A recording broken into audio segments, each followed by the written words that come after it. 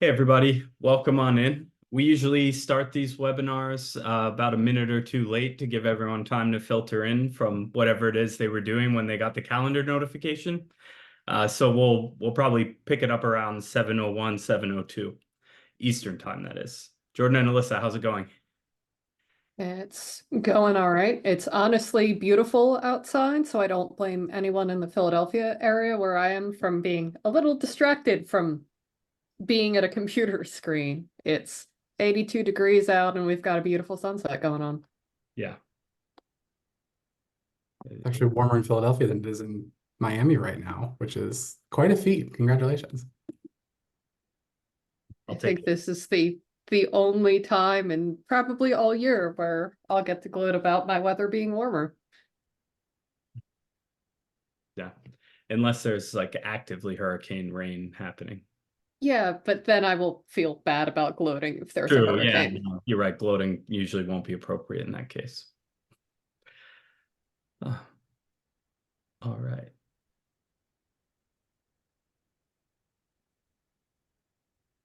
So I almost ended last night's webinar with a joke about how poorly the Sixers were doing, and then they actually won in overtime. That was really exciting. Ooh. Yeah, Series tied now, or what's the series? I think it's 2-3 Knicks, but we're live now, so that's good. They're nothing but scrappy, or nothing if not scrappy, rather. Exactly. Well, no Philadelphia sports team ever does it without making it hurt as much as As possible. Win. humanly possible. Yeah, exactly.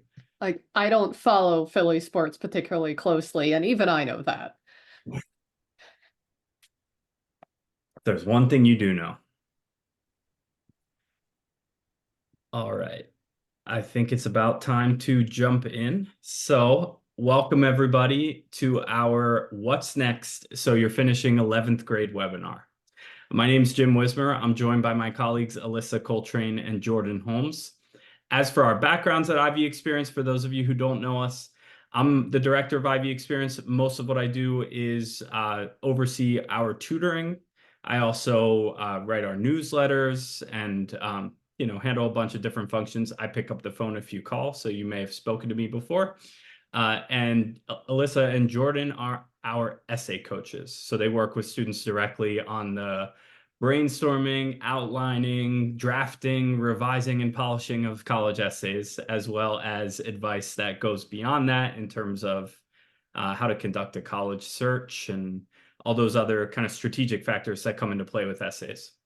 So we're going to be walking you through what you need to be thinking about with the 11th grade year wrapping up and heading into, peak college essay season. So we always like to start our webinars, and apologies to those of you who have been to multiple at this point, but with a reminder of what's really in a student's control in this process. So there are a whole lot of factors that go into admissions, things like your demographic information, what other students at your high school are doing, your zip code, your parents' education level. All of those things can affect how colleges evaluate your application. But when it comes to what a student can actually do to invest their energy in to improve their outcomes in this process, it really boils down to the 5 factors on this screen.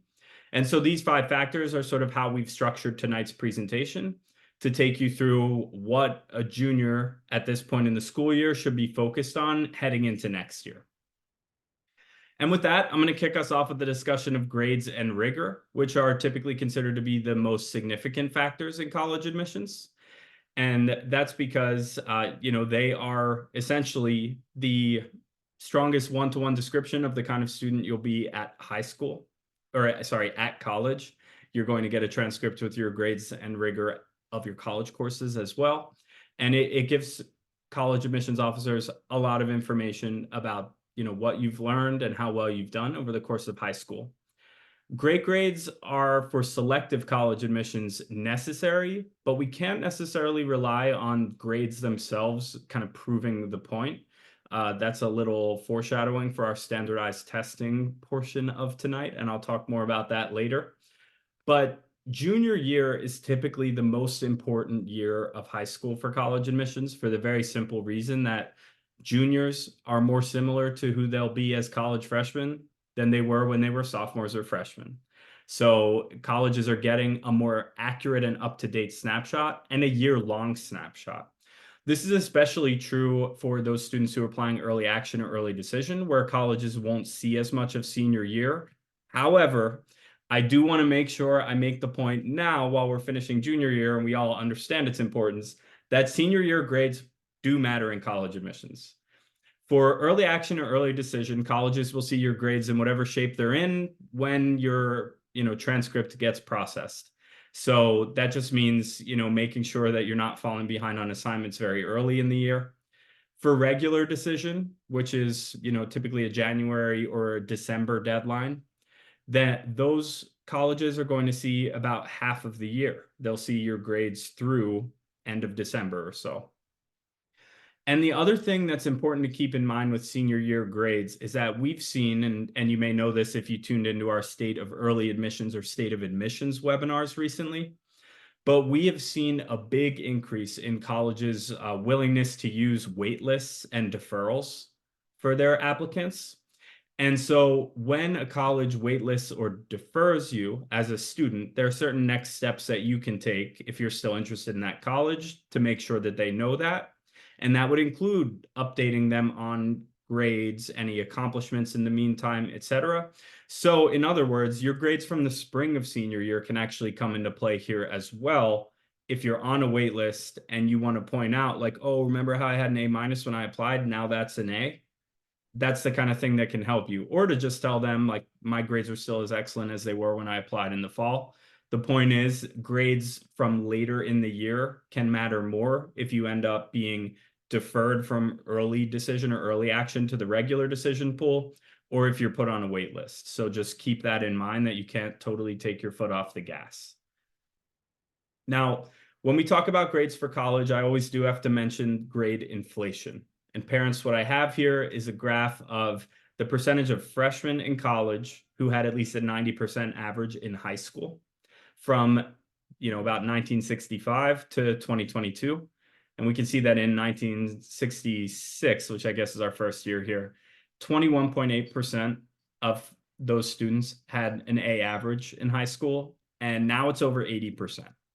So while it is very important to take rigorous courses and achieve great grades in those courses, there's a lot of compression at the top when it comes to grades. And there's less that would separate one student's GPA from another's, from when our students were in school or when we were in school. And so that means that, grades themselves aren't going to be that separating factor, but they must be on that high level, at least for highly selective admissions. And I have here just an example, the University of Pittsburgh's main campus. They use a weighted GPA, which is why their average GPA is going to be over 4.0 here. But 70% of their students are admitted with over a 4.0 GPA from high school. So I point that out just because we hear from a lot of parents like, oh, my student's an excellent student. They have an A average. And A average, based on this graph, essentially just means that you're not in the bottom 20%. So it's important to keep that kind of thing in mind. And of course, things like grade inflation differ from one school to another. So it's not like this is affecting everyone equally, but it's just something that we'd like to make families aware of, because parents, I think, sometimes have a different idea of what their students' grades are because they would have meant something a lot different when parents were in high school. So we're going to wrap up each factor with a kind of summary slide of what really comes next. And I would say the main things to focus on in the realm of academic performance right now is, of course, your academic performance for the rest of the school year, as in do as well as you possibly can on your final exams, AP or IB exams. Use the summer to really tackle summer assignments, address any weaknesses, because you want to continue to excel in 12th grade, especially for that period of the year we know will matter to colleges, but also throughout the year in case of waitlists, in case of deferrals, and tune into our State of Admission and State of Early Admission webinars to learn more about kind of that process. With that, I'll kick it to Alyssa to talk about letters of recommendation. Just kidding, it's me. Oh, sorry. Alyssa talked about it last night for the sophomores, so I got confused. Not a problem. I know you're just excited to hear from me. Well, when we talk about letters of recommendation, we talk about things that are needing to happen now. This is the time to ask our teachers for letters of recommendation. Typically, teachers will write those letters of recommendation over the summer. So asking them now before the school year ends is a really great time to do it before they're overwhelmed with requests. It'll make your life easier, it'll make their life easier, and they'll be able to write a great recommendation over the summer for you. As far as who to ask, we typically recommend 1 to 2 teachers and at least your school counselor. Now, different colleges may have different requirements, so it's important to check those just to give a cursory glance. Sometimes they require a teacher from a STEM field, sometimes they require a teacher from a humanities field. Either way, choose 1 to 2 teachers to ask for a letter of recommendation from. We absolutely want to look for also junior year core courses, things like humanities fields, STEM, again, English, foreign language, things like that are really great teachers to ask because they're teaching them challenging courses as well. Ultimately, though, you should also be choosing teachers who like you and choose teachers who also know you the best as well. There are opportunities for them to add a little bit more context to who you are because they know you better. Maybe you go after school. Maybe they're a coach. Maybe they're also an advisor for a club you're in as well, and then give multiple perspectives as to who you are. You can also potentially send in other recommendations, and those other recommenders can come from outside of the school environment. Jim, I believe you had a situation about other recommenders, right?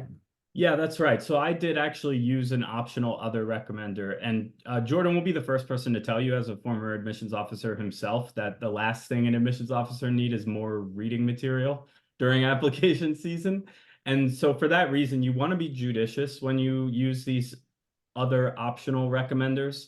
I had a situation when I was in high school where the optional recommendation truly added something that, you know, no other recommendation could, or no other part of my application could. Here's the story. So my main activity in high school was track and field, but I was a late bloomer physically. So in other words, I was the captain of the team and the highest scorer on the team in the spring of my senior year. In the fall of my senior year, when I applied to colleges, my track and field resume just said JV, JV, JV for my 3 years of participation because I hadn't won anything. I was not good at it yet, but I was working very hard at it. It just took a long time for that hard work to come to fruition. So essentially, I asked my head track and field coach to write a letter of recommendation. I was in a leadership position on the team. I was helping to coach the other shot put and discus throwers on the team. I was helping the coach run our timing system at meets. And I was actually left in charge of the weight room sometimes. Either that was legal at the time or it was not illegal enough to scare everyone yet. I can't imagine that happening in today's day and age. So I'm actually leaving like a junior in high school in charge of the weight room.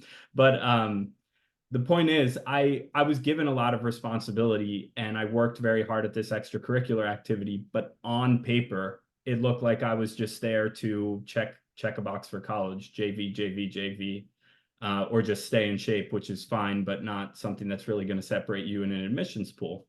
So because this extracurricular activity was so important to me and I was putting so much time into it, my head track and field coach was my optional recommender. He was also my freshman year history teacher, and I wanted to study ancient history. My freshman year social studies class was world history. So he actually taught a subject relevant to an area I was going to study in college and could offer totally unique perspective on me outside of the classroom as well. That's the situation when it can make sense to tap that option for the third recommender. But you don't want to just necessarily use it just to have an extra thing in your application file, because if it doesn't add that unique new insight, it's not going to be looked on too favorably by Jordan's very tired former colleagues. You're so tired all the time. But again, that's a great example of times to add that other perspective that you wouldn't get anywhere else in your application. So really consider that and have the conversations also with that recommender to see if they're willing to put in that letter. When you do go to ask, we absolutely recommend going in person and asking them politely. This is something that's outside of their typical job responsibilities. So being polite about it and asking really nicely, seeing if they would be open to it is a great first place to start. Also, give them an idea of what deadline you are submitting for. If you know that you're going to have a lot of schools falling on that earlier side, early decision, early action, maybe enrolling a school earlier, then let them know that just so they have an idea of when the letter is due. Or if you're applying again, regular decision, December, January deadlines, let them know that as well. Also, make sure that you're giving them, a personal rationale, right? You were my history teacher. I love history. I want to go study it later on. I've really enjoyed your classes as well. I would love it if you could be a recommender. Something simple like that can help them give the context as to why you're asking. We also then want you to follow up with an email, or rather suggest that you follow up with an email. In that email, again, reiterate how thankful you are. And you can also not necessarily lead the witness, but at least give the anecdotes and give the things that you enjoyed in class to give them an idea of what to write about. Again, in this history teacher recommendation, if you really loved the lesson on the Roman Empire and you really loved learning about all of the wars and the conflicts and things like that, and then you wrote a paper or did a project about it that you did particularly well on, it could be nice to remind them, I really enjoyed this lesson. This is something that I got out of this, and this is what I want to study in college. So giving them sort of an arc to latch on to and something to remind them of something that you really enjoyed in the class as well. Yeah, and I think sometimes students are very shy about that kind of like, feeding the teacher what to say aspect. But remember, like anytime you have to write something, if the person asking you to write it can provide you with an outline, that's great. So the teacher you're not holding their head to the fire and making them use your words or anything like that. You're giving them suggestions for what to include. If they're a popular teacher who's going to be asked by a lot of students, they're really going to appreciate having a pre-made brainstorm. And as a former college instructor who wrote a lot of letters of recommendation, not for college, but for graduate school, it was always helpful for me when the students were able to provide any sort of background context, because I, like nearly every teacher in high school you're going to encounter, really wanted to do the best by my students that I possibly could. So you're helping them help you. Help them help you. That is such an important part of this entire process, especially around letters of recommendation as well. One other thing that you can also do is to provide either a brag sheet or a resume if you happen to have one from a job or internship that you've applied to. Again, it can just highlight the specific skills that you feel like you're proficient at, and also highlight any previous experience that you found particularly meaningful. Or again, tailor it to the teacher to highlight the things that are really important to you and important to your relationship as well. But again, choose teachers that like you and make sure that you're being polite about it when you go to ask. So with all that fun stuff out of the way, we're going to get to the most fun part of the night, which is standardized testing. Now, juniors, you've most likely already taken the test, or maybe you're taking the SAT this weekend. You have plans to test this spring. I like to start the conversation around standardized testing by just kind of zooming out and talking about what the point of it is. So the goal of standardized testing is to help a college predict a student's ability to succeed on a college campus and provide third-party validation of grades. Standardized tests also allow colleges to compare a student with their local context. So they might know that a student who goes to a high school that has, an average SAT score in the 900s, when that student scores a 1200 on the test, it's a much different accomplishment than a student who's applying from a school where the average score might be something like 1200. Finally, it's important to keep in context that this is one piece of a holistic review process. Not even people who love standardized tests, the sickos like me, actually believe that a human can be boiled down to a number. The standardized test score is one piece of information. It adds context to grades. It helps demonstrate a student's academic preparedness for college. It is not the whole application. It is just one important, but one piece of it. So we remember our grade inflation graph, and here's the graph of ACT scores over a similar time period. We use ACT for the comparison instead of SAT because SAT has changed their scoring scale like 3 or 4 times since that time period. So ACT scores have been constant and have actually started to trend a little bit downward since the pandemic and some of the math learning loss in particular that happened during that period. And so the test scores tell a different story than inflated grades, and they add context to those grades. And that's why it's so important to include it when you can as a factor in your favor. Now, Juniors, there aren't many test dates left. Hopefully, many of you have already wrapped up your testing, and if so, congratulations. Really happy for you that you never have to take another SAT or ACT or practice test or drill or anything. Great for you. For those of you who haven't finished yet, I just wanted to put up a calendar of the test dates that you can still register for and take. There's this weekend's May SAT, but registration is closed. The yellow test dates are the ones that most schools accept last for early action or early decision deadlines.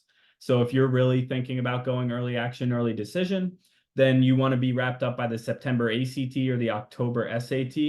And then the December test dates are typically accepted for those final regular decision deadlines at the end of December, beginning of January. So this is here just so that you know kind of what your options are for the rest of the year. We've seen a changing tide in the world of test optional admissions this year, especially where we have, officials from several schools going on the record to talk about how they trust standardized testing more than grades for predicting student success at their institutions. So I'm not going to run through each of these quotes in depth, but in seeing so many colleges return to standardized testing required, like several of the Ivies, Caltech, University of Texas, many of them have come out with statements similar to this, saying that, grades, we don't trust them as much as we have in the past. So we're relying on standardized testing more than we did in those previous time periods where grades could separate students more. When we talk about test optional, I do want to emphasize that it's a spectrum. And so you can really boil a college's testing policies down to a few different things here. You have test required and test blind sort of at the top and bottom here, and those are the most straightforward. Either you must submit a test score with your application or you can't submit a test score with your application. Though keep in mind when colleges are test blind, they really mean SAT or ACT blind. For example, at the University of California, your AP or IB scores can still help you in admissions, but just an SAT or ACT can't. Now, the tricky thing about test optional is that these middle three policies are all called test optional. So you're going to find that when a college is test optional, it can mean a wide variety of things. Temple University in Philadelphia is test optional. They admit about 30% of their students with a standardized test score. Ohio State University is test optional. They admit 85% of their students with a test score. If you were to look up one of the listicles online, what colleges are test optional right now, you're going to find Ohio State and Temple both on the list. But they have drastically different testing policies. They're just called the same thing. Ohio State is test preferred, bordering on required with rare exceptions, but really they prefer for you to have that test score. Whereas Temple would be a school that you'd call truly test optional. Now, at most schools, a strong score will help you, even if they're test optional. But that doesn't mean you have to send a score in all situations. And I'm always happy to talk with our clients about whether they should send their scores and, what it means for admissions. I have a Calendly link here that you can book with me. But the bottom line here is just that a strong score will still help you. The more selective your college goals are, the more important it is to have that strong score, just because you need everything to go in your favor for those, schools with such low acceptance rates. Having a strong score will expand your option, both because it opens up the door to test required schools and those schools that are basically test required. And then it also expands your options for merit-based scholarships. Even at Pepperdine University in California, 28% of their admitted students submitted test scores, but they require SAT or ACT scores for their highest tier of scholarship. So that's something to keep in mind if you're really trying to chase merit-based financial aid. And then finally, just remember, test optional still absolutely does exist. And if you are a student for whom trying to get that test score is just not in the cards, not worth the amount of time and energy it would take to get, then there still are plenty of test optional options available for you. In terms of what's next, One thing I do want to just remind everyone of is that the ACT exists. For the junior class this year, everyone has been very excited about the digital SAT, and it is exciting that the test is an hour shorter and it gets to be taken on a computer. That doesn't mean it's the right test for everyone. So we always recommend people try a diagnostic ACT to see which test is likely to do better for them in the long run. So if you're already, signed up for and preparing for an SAT, go for it. But if you're thinking about testing in the fall and you've got that long runway of the summer, it might make sense to try a practice test for the ACT and see if that might be an easier path forward, if you haven't yet. And then make your final test prep plan. Think about, be intentional about your plan. A lot of times students get a score and then they're like, I think I want to try again to do this or that. I really recommend to students to come up with the number at which you would hang up your cleats and never take the field again for the SAT before you sit for that test. Because it's very easy to be excited by a strong score and think, oh, that went so well, I bet I can do even better. When the truth is, if you just scored 50 points higher than you ever had on a practice test, you're unlikely to replicate that again, let alone improve on it, but the situation about whether or not to test again is complicated. The point is, go into these final test dates with an actual plan. What are you going to do to prepare for the test? What test dates are you going to target? And what score at which you will just say, great, I'm done. I got the test score I needed, and I can move on and focus on those other important factors in college admissions. If you need help making that plan, then please do use my Calendly link to book a call with me, and I'm happy to talk through the plan. All right, so it is me this time, Jim. So now that we've had a chance to talk a little bit about some of the quantitative factors under your control, albeit with a little bit of a segue into letters of recommendation, I wanted to take a minute to start to talk about some of the qualitative factors under our control, which will be sort of the drive for the rest of the presentation.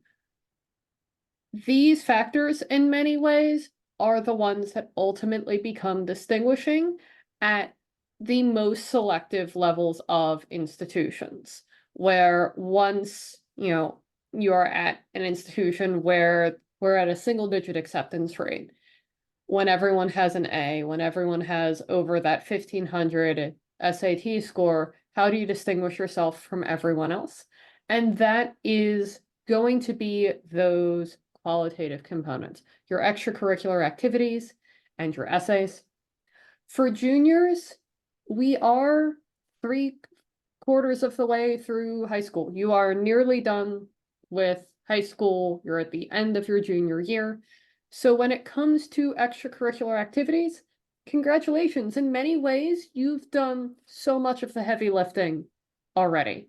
And a lot of this is continuing to build on your success as you've gone. So I want to start off by sort of alleviating two major concerns and then talking about what's next. And the first is, we asked, what is an extracurricular activity anyway? Because so often we have families come to us and go, well, she doesn't do any clubs because of this. And an extracurricular activity is anything you do outside of the classroom. There isn't a checklist. Your hobbies count. Running your Dungeons and Dragons group weekly counts. Your crochet habit while you listen to podcasts and then you donate the crocheted baby hats to the hospital, that counts. Your part-time job counts. Volunteering at your church counts. If you're in a position where you have to take care of a sibling or a grandparent, all of those things count. Colleges just want to see that you're productive and engaged in your spare time. It doesn't have to be a club or a school-sponsored activity. There isn't a checklist. Leadership and engagement can come in many forms, but at the same time, it's also all right if it comes sort of all in one vein. Depth is going to be better than breadth if you are fascinated by engineering and you want to volunteer with Engineers Without Borders and be a part of robotics and you have an internship at an engineering school, it is okay to be, Jordan, I think you told me once that your admissions officer colleagues call it pointy. Yeah, it was a really fun term, only to be a foil to well-rounded. I think there's kind of a refrain that you have to do everything under the sun and do a little bit of everything. But we also enjoyed back in my time as an admission officer, the students that, as Alyssa was talking about, were pointy, right? They're all in about 1 to 2 to 3 different things. And if that's what you love, then that's what you love. And ultimately, that's what colleges want to see, that you are engaging in things in multiple ways that but might be in the same topic. And again, that's completely okay, just as long as you're engaging in something. So when it comes to extracurricular activities, we are at the end of year 3 of high school, but we're coming up on year 4. So what can you do with the time you have remaining? And in that sense of depth rather than breadth, a lot of it is going to be about building on things that you are already doing. We can move to the next slide now. Building on things that you are already doing. At this point, students have likely figured out what their interests are, and that's fine. Instead of joining 3 new clubs, apply for a leadership position in a club you already belong to. Or, because leadership comes in many forms, including informal, take on a project, suggest a new initiative for a club that you're a part of, or try out a non-school sponsored activity. Start your own podcast. If you're interested in computer science, try creating an app or a social media page. You can organize a book club with members of your local community. As long as you are engaged in something that you are passionate about, that is ultimately what colleges are looking for. And then finally, you do have one last great opportunity to really dive into a topic, and that's going to be summer. That opportunity where, well, also, hopefully you're working with us on essays, but you're going to have that opportunity to pursue your passion project, to spend time on that small business you want to start. You have this opportunity to spend time and unpack what you love over the course of the summer. So I encourage you to spend some time on that. And I'm potentially visiting some colleges, so I'm going to hand it over to Jordan for that.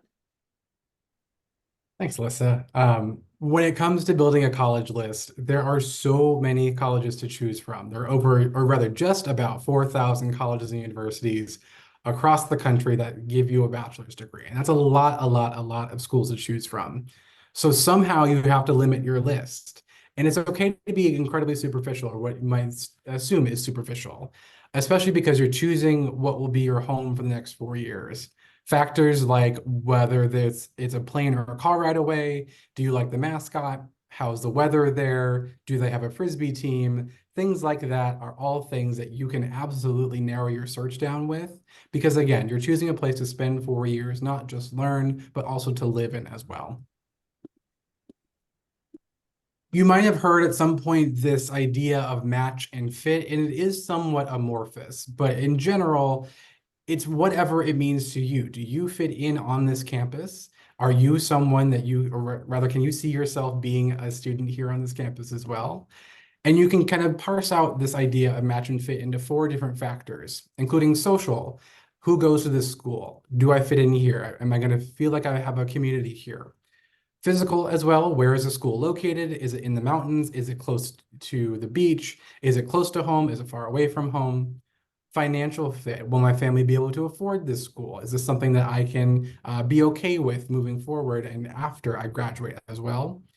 And then academic as well. Will I be academically stimulated here? Are the classes that I want to take here as well? Is there a major that I want to take as well? Also notice that academic fit is at the bottom. Unless you have specific majors, things like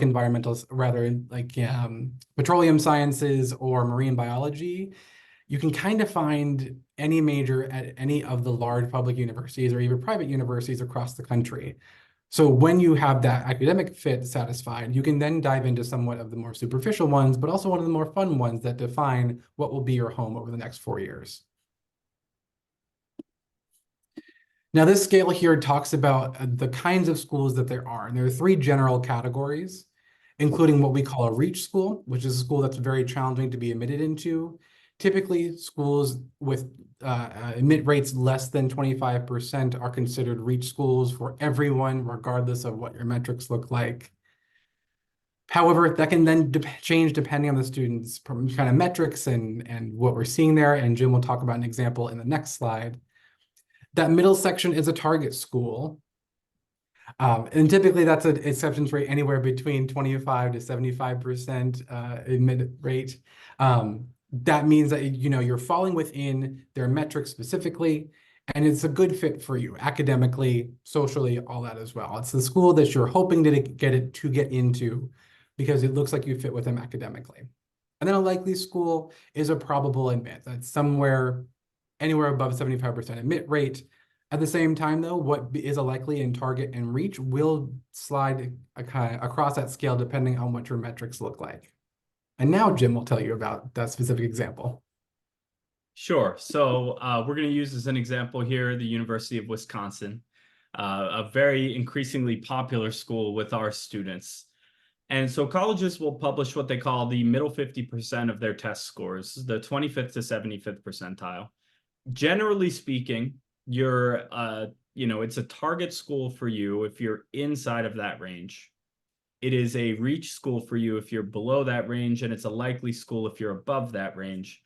That's not true everywhere, I should note. I mean, in other words, the most selective schools in the country, the ones with those very low acceptance rates, they are a reach for everyone, no matter how great you are. And that's just a fact of the matter.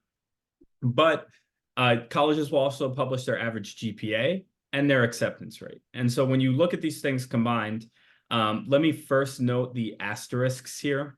So the University of Wisconsin is a state institution, and that means that part of their mission is to educate students in the great state of Wisconsin. For that reason, their statistics for their Wisconsin students are typically going to be lower than their statistics for out-of-state students. That holds true at just about every state university, especially the ones that are very popular with out-of-state students. Some more than others, like UNC. Gosh, Jordan, what did you tell me the percentage was of in-state students?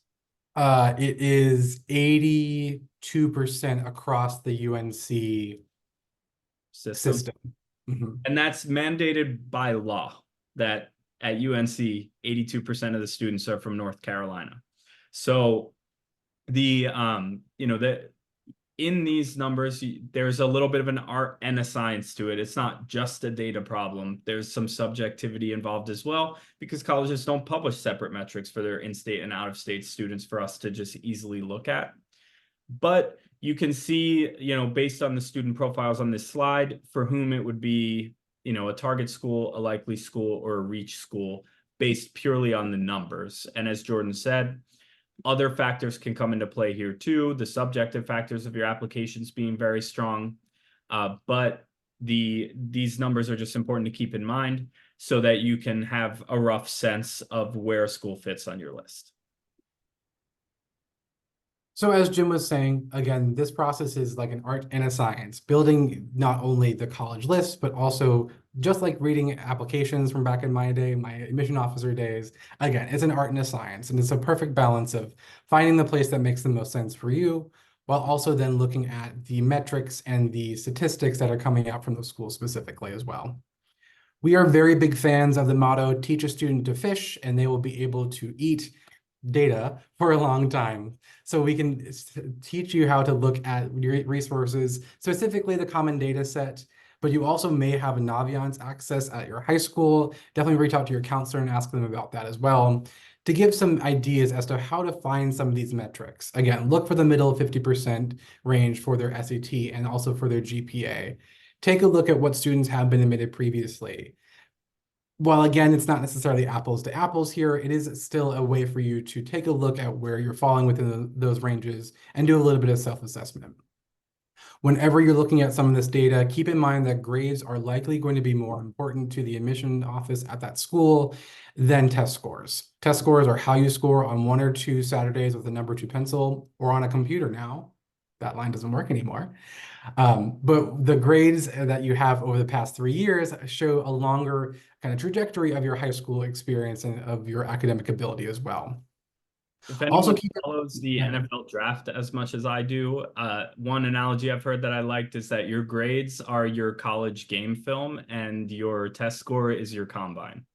It's your performance on one day of testing. It adds important context, but at the end of the day, your entire body of work across your entire academic career is going to be the most important thing to schools in most cases. I'm stealing that. That's so good. I love that. Also consider whether test optional is the right fit for you. As Jim talked about earlier, there are different kind of nuances and variances with test optional as well. If you have questions about that, or if you want guidance, Alyssa and I are the 2 people that can help, as well as Jim as well. When you get involved with either our test prep or our essay coaching services, we can have the conversations about whether to submit somewhere test optional, whether to send your test score somewhere. It may not be a one size fits all depending on the student. Again, we were talking about REACH schools as well and looking at those low admission rates. And regardless of what type of student you are, a 15% admit rate or lower is absolutely a REACH for everyone. And sometimes there's even a motto or a term called a lottery school, where it's just like buying a lottery ticket. You cross your fingers and you hope for the best. Another way that we talked about this in the college side is that if there was a 5%, a 7% chance, an 8% chance of rain, do you bring an umbrella? Probably not. So you're probably not counting on getting into the 5, 7, or 8% admit rate school. You're hoping, I really want you to as well. But at the same time, you need to be honest about what the reality of the situation is, right? If it's a 95% of students who are applying are not getting in, it is more likely than not you will unfortunately be in that situation as well. However, that doesn't mean that you shouldn't put your best foot forward. You are absolutely able to and should apply for the schools that you want to. But again, knowing what the situation is before you go in is truly half the battle here. That's why likely schools are so important to talk about. Likely schools are, again, schools that are where you are above the 75th percentile for their metrics for GPA and for test scores. That means that you are putting your absolute best foot forward, and based on last year's metrics, you are absolutely a star in their applicant pool. That means that you have a higher than likely chance to be admitted to that school, and that means it's a really good option for you to consider. We truly do not care if you decide to work with us where you end up applying, as long as you have 2 to 3 schools that are falling within that likely category. And not only do you have to have those schools, you should also be genuinely excited about them as well. Make sure that you are going on campus tours, taking a look at and seeing all different types of colleges as well, including ones that you would be excited to go to that you are more likely to be admitted to. Alyssa, I feel like you had a story about a likely school as well. Yes, so I actually ended up going to one of my likely schools, and it's sort of a useful story for thinking through exactly what your likely school should look like. So I live in the Philadelphia suburbs, grew up in the Philadelphia suburbs. I remember sitting in math class when the Penn State campus rep came and the entire room emptied as everyone went to go see the Penn State campus rep. And I was a high achieving student in many ways. Penn State or the University of Pittsburgh would have been a school that was sort of an easy choice as a likely school for me. It's the big flagship state school. But here was the thing. I am a giant nerd.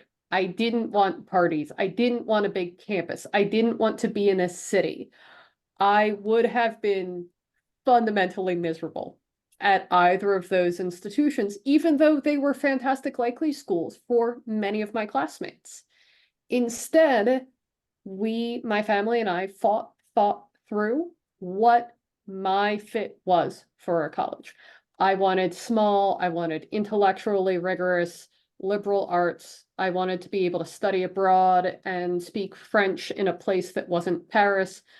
My parents wanted me to be close enough I could come home for a weekend. I wanted to be far enough away that they couldn't show up without calling me first. Sorry, mom and dad. So I ended up applying to Dickinson College. And because I was, one of their high caliber candidates, that meant the financial element of it worked for me as well. And that's one of the reasons why likely schools are so important, is they often come with honors colleges. They often come with merit scholarships. Dickinson College is not an inexpensive institution. It's a private college. We were able to make it work for my family and our finances explicitly because I had the highest level merit scholarship that Dickinson gave at that time. And it's where I ended up going. I love the school. I had a fabulous time there. But that only happened because we thought carefully about what I wanted in a school and what my likely options should be. And again, that's the power of a likely school, thinking about what types of places you can be at, and also the benefits that you can get from applying to your likely schools as well. So what's next as far as building the college list? The number one recommendation that we have is to go visit schools. It doesn't even have to be schools that you think that you want to go to. You also might end up being surprised by it, right? But at least you can go and see schools in your area, so it's not like you're flying across the country, to get a sense as to what you like. If you go to an urban school with a very urban campus, you can know whether you like that or not, and then adjust the rest of your visits based on that. Same thing with the size of the institution, same thing with liberal arts versus university system. Again, you are able to really get a great idea as far as what you like and dislike, and then build your list based off of that. We also encourage you to have open and frank conversations as a family about what those parameters are, about what the fit pieces are that we talked about previously. Again, financial fit, take a look at some of the financial information that's available on schools' websites. Each and every single school in the country must have what's called a net price calculator, which is a calculator that'll give you a very rough estimate as far as what a financial aid package might look like. Did you hear all of the qualifications there? Only because it is individualized per student and per school, but at the same time, it's a great way to get kind of a ballpark estimate. And also about geography, and also about unforgivable sports rivalries as well. My family, I'm from North Carolina. My family is a Duke family. If I ever considered UNC, I'm sure I would have been ostracized and not invited back for the 4 years I was there. So definitely have those conversations. We are kind of being joking here, but at the same time, talking about it as a family and setting aside a time, once a week, Thursdays at 4 p.m., you're going to go talk about it as a family, can really help keep the peace and make sure that everybody has a distinct time to sit and talk about college. So now we're going to wrap up with the last of the factors under your control, the written portions of the essays and applications. And much like letters of recommendation, in many ways, this is as much a what's now as what's next. You should be thinking about your college essays now. Even though I know we are still in school, I know AP exams are kicking off and they are terrifying. Ultimately, what the goal will be to maximize the summer and take full advantage of that dedicated time that students have to work on essays and write. And the best way to do that is by gaining momentum now. You can start doing brainstorming. You can start filling in the application gradually. The Common App prompts are out. Set yourself up for success so that when APs are done, when finals are done, whenever the pressure of school finally lets up, you're in a position to not just start kicking around ideas, but start going and drafting. That way you maximize the summer, you get as much of this done as possible over the course of that time, so that when senior year begins again and you have, those regular decision schools that are going to see the entire first half of the year, or deferrals from early action and early decision schools that are going to see the first half of the year, you're in a position to focus on your senior year grades and send stellar senior year grades to them as well. I say this whether or not you choose to work with us. We are halfway to our cap for the year, but even if you are working on your own, start thinking about this process now, because there's a substantial number of essays that a student could potentially have to write. And I'm going to talk you through essentially an overview of all of them and then highlight the two most common. You'll have to write the personal statement, that 650-word essay that goes to every school. For some colleges, you will have to write a why this college? Hey, why do you want to go here? Or why your major. There are essays about communities that you belong to or aspects of your identity or lived experience. There are essays about your most significant activity and your involvement within it. Doesn't have to be school sponsored, remember. And then there are also the fun ones. University of Chicago has prompts that change every single year. One of the ones last year was what wisdom would a wisdom tooth give? And it gives schools a great sort of fun way to find out more about their students. But it can add up to a substantial amount of writing depending on the students and the list. So get started now, especially when it comes to thinking about the personal statement. So the personal statement also is called the Common App essay. It's that 650-word essay that goes everywhere. It's the opportunity for a student to introduce themselves to the admissions officer. There is something called the Coalition app. It is, I think, gradually losing market share year over year, but even for the Coalition app, you're going to write two very similar prompts. It's just going to be 500 to 550 words instead of 650. And for the personal statement, because it's so personal, that is where the brainstorming becomes the most important part. It is the most important part of essay writing before even the first word of the first draft goes on the first page. Having the right topic, having the right framing can be critical. And that's why when we work with students, we cast an incredibly wide net. When you're brainstorming for yourself, you cast a wide net. You write everything down. There's no arguing and brainstorming. Ask your friends, ask parents, put everything on a plate, because the goal is to ask, what do we need to know about you? What are your stories? What are your hobbies? What are your traditions?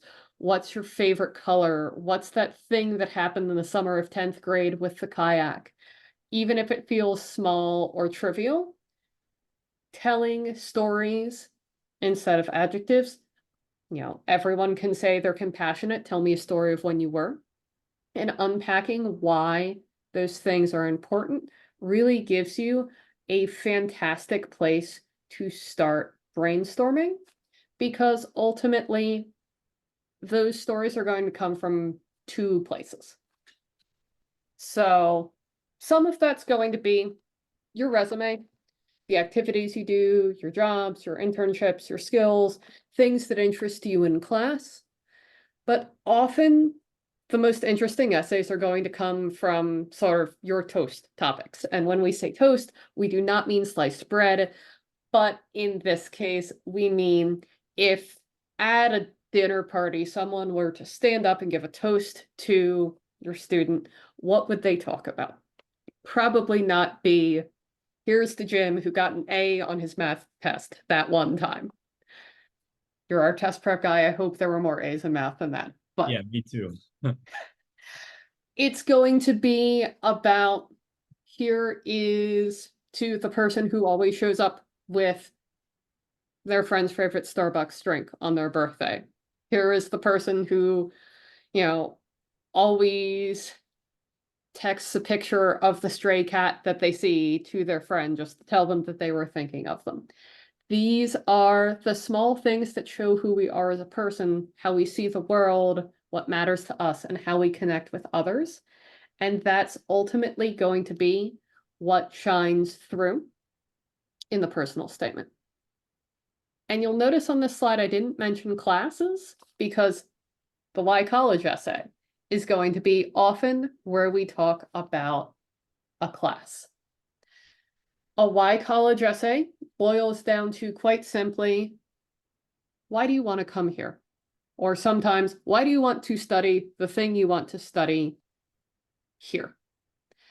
And it allows students to speak to not only their own interests, but also show the amount of engagement that they have with the college. You can look at both of these. The first is from Michigan, the second is from Penn. And you can see that they ask students to speak about not just what they're interested in studying, but how they would pursue that particular item at Michigan or at Penn. When you encounter those, sometimes it feels easier for students who know exactly what they want to study. I'm going to study business and I'm going to study it at Wharton, and here are the professors. But we'll often have students who come in and go, I don't actually know what I want to study. How on earth am I going to tackle this kind of essay?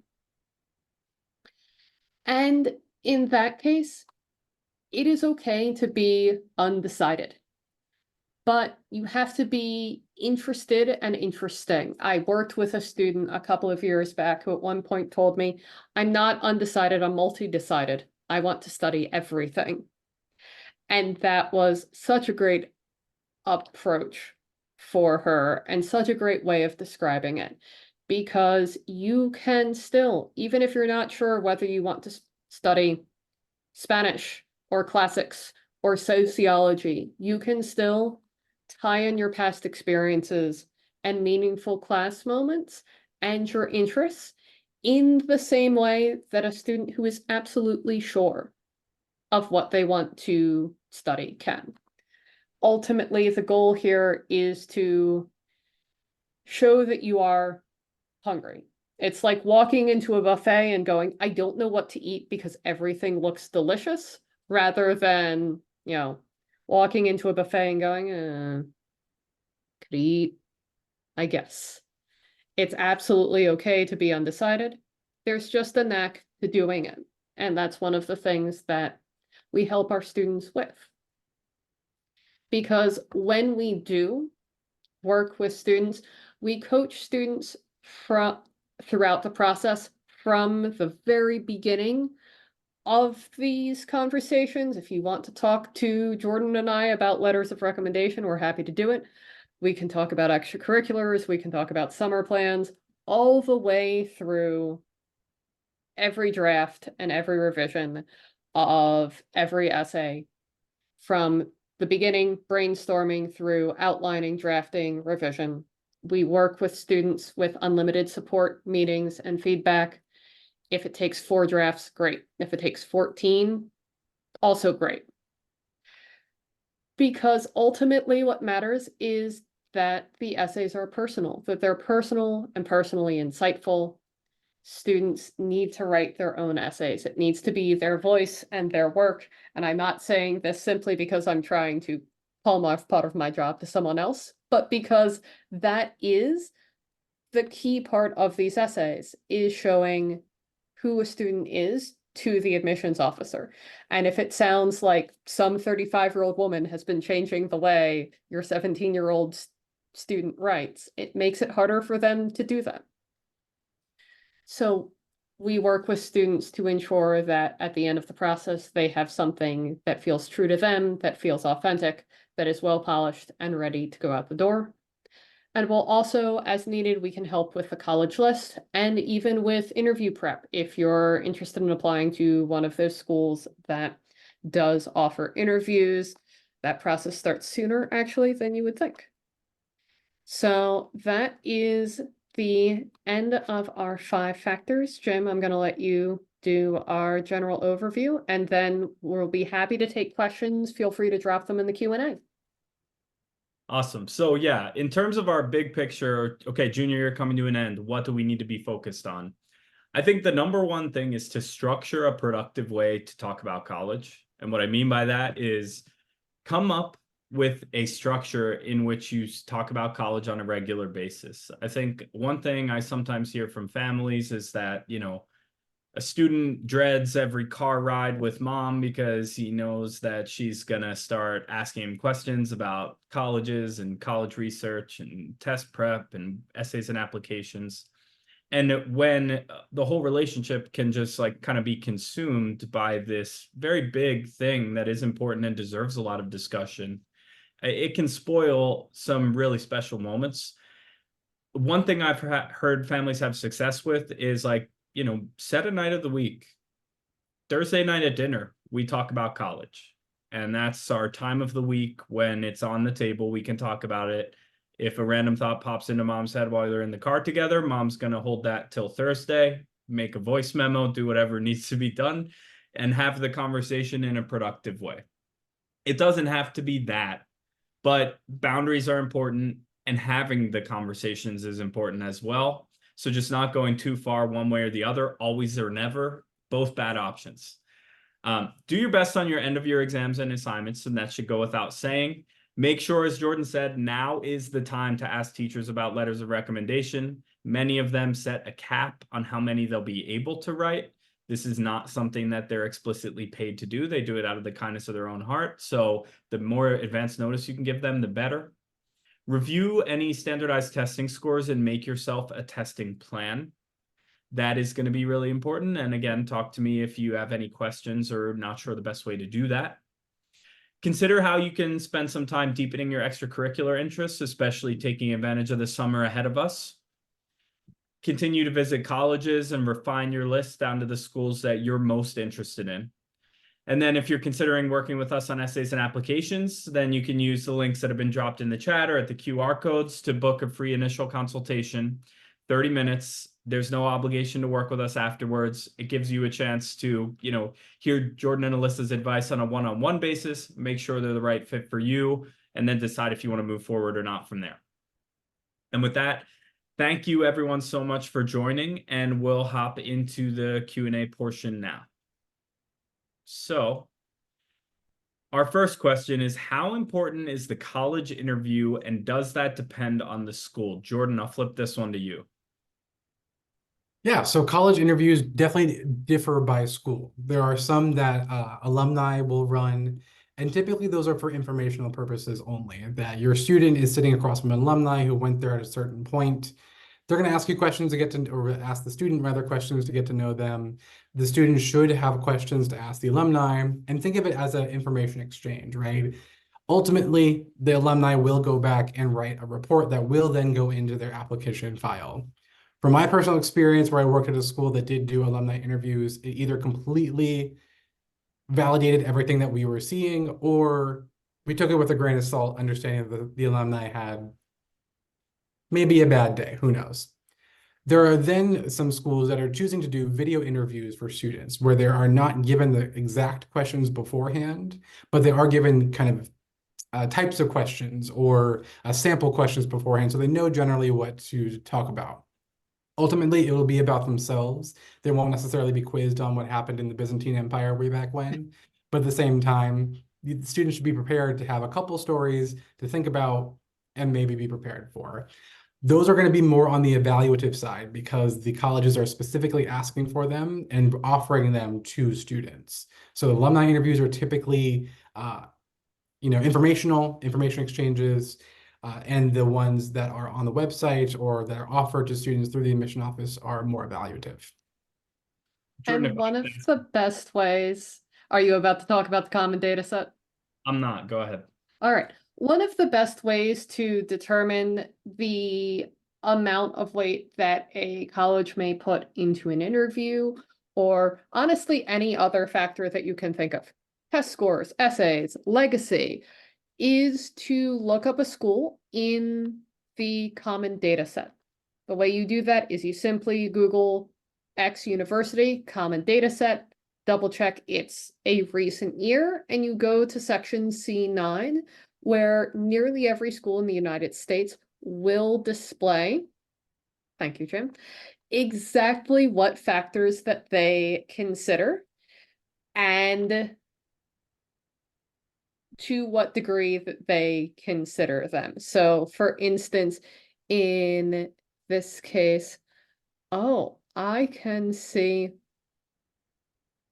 I am very surprised to see level of applicants' interest that high at Dickinson College. I did not realize that. But you are able to see all of the factors under a student's control and how they count, including, for instance, at Dickinson College, they consider the interview to be an important factor, but for instance, they don't consider religious affiliation at all. Right. And you can see some of those factors that we can't control end up in this list as well. Like, for example, Yes. geographic residence, which maybe parents have some control over that, but most people are not going to move to try to gain college admissions. All right. Any other questions? Okay. Well, thanks everyone so much for joining tonight. If you have any other questions, you know where to reach all of us. We look forward to hearing about your success over the next year and a half as you make your transition to college, and have a great night. Take care, everybody. Bye-bye.